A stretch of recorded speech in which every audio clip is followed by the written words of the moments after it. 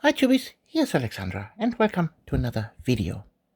Well, over the years you have seen me use this here as my wet palette.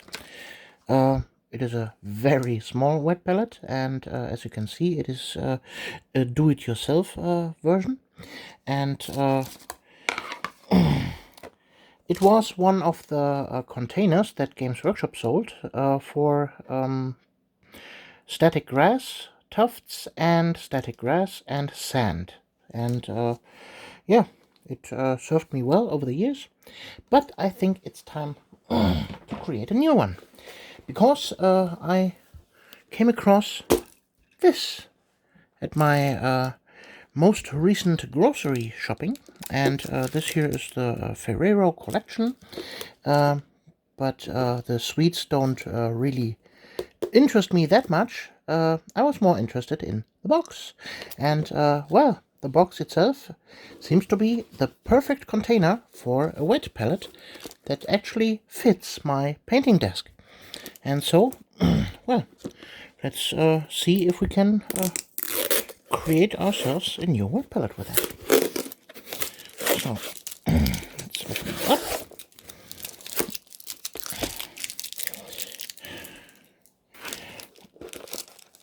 Okay, yeah, the lid seems to be a nicely snug fit. So let's get rid of the dangerous candy. And let's get rid of the paper that's inside there. Is that glued in? No, that's just one paper sheet. Okay, and there we go.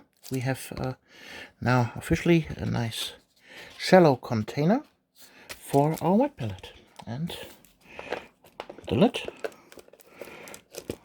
closes nice and snug, and it pretty much seals the entire thing up.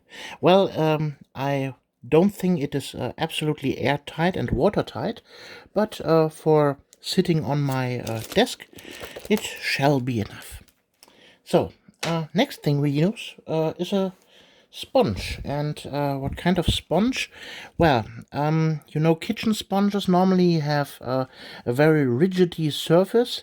We don't want those, because if we have then our parchment paper, our baking paper, it needs to have contact over the entire surface. But if you always have a rigid surface, then you have only on several points, contact points, contact with the paper, and the hydration purpose that a wet palette provides to the paint does not really work. And so we need some special kind of foam for that. So in my old version here, I've used felt. This you can see there. I don't have a felt sheet right now. I can buy that in my next grocery shopping, but for the time being I'm using this here. This is also a kitchen sponge, but it's a nice, relatively flat surface, and yeah, we can cut that now to length.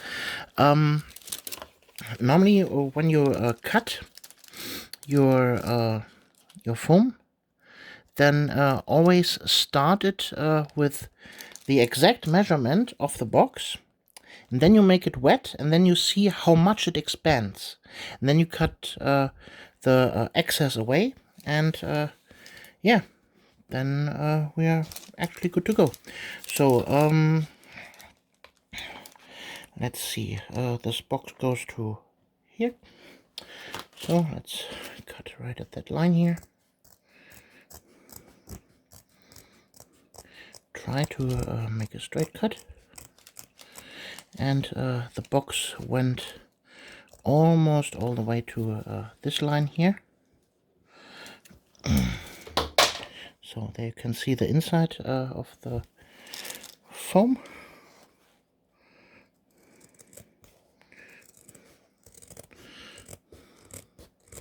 Making a straight line here.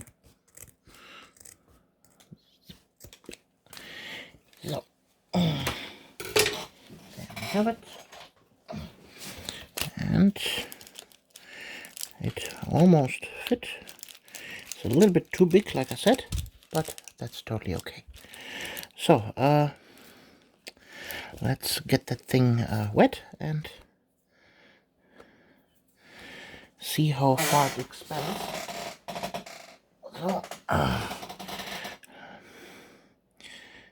we go. Water.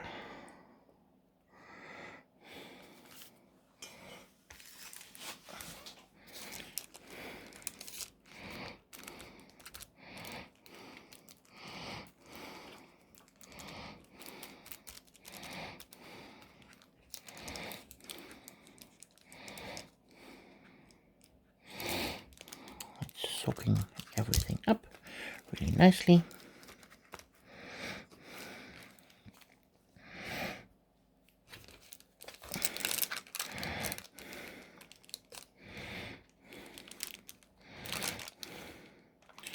So I think we would be good to go if we simply cut here the lower line and this top line here, and then it should fit perfectly.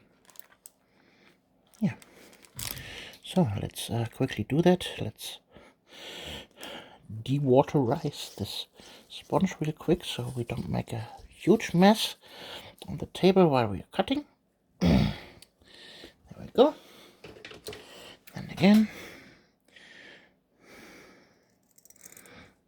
cut away the top line here.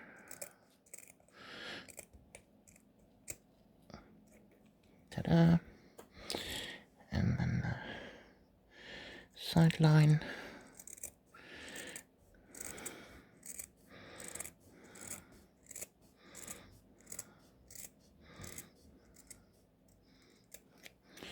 So, there we go.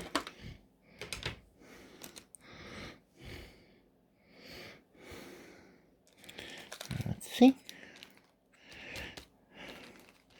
And ta-da! Perfect fit. So, and now you can just take your usual baking paper and put it on, and then you can paint on it. I obviously need to cut baking paper to size. I have a roll of baking paper right here, but yeah, I will not show you how to cut paper. I already showed you how to cut a foam sponge, and I think that's good enough. But here you can see, ta-da, we have now a nice wet palette from Ferrero collection.